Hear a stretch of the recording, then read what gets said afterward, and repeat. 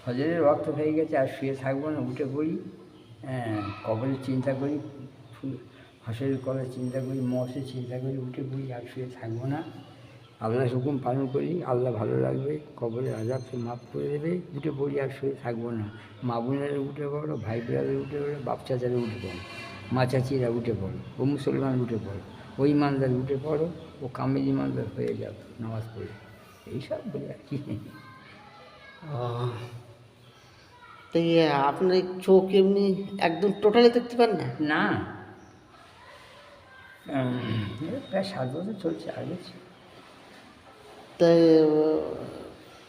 Doctor কি বলছে কি? ডাক্তার কী বলবে, ডাক্তার অনেক দেখানো হয়েছে, প্রচুর দেখানো, অপারেশন করিয়েছিলাম, এই ছোটো লেন্স লাগানো আছে। আচ্ছা। ভালো ভালো লেন্স একটা লাগিয়েছিলাম, মোটামুটি ভালো মূল্যে। সে ডাক্তার বলেছিল আপনি পাবেন একটা শর্ট ডিস্ট্যান্সে একটা লেন্স পাবেন, সে আর আল্লাহর হুকুম হলো। ওই ডাক্তার সব সব অপারেশন করে, কারো ভালো হচ্ছে, কারো হচ্ছে না, সেটা তো আল্লাহর হুকুম।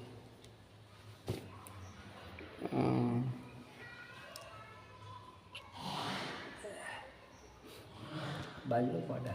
20? হ্যাঁ 20 এখন বাজেনি, 17-18 হয়েছে। ও।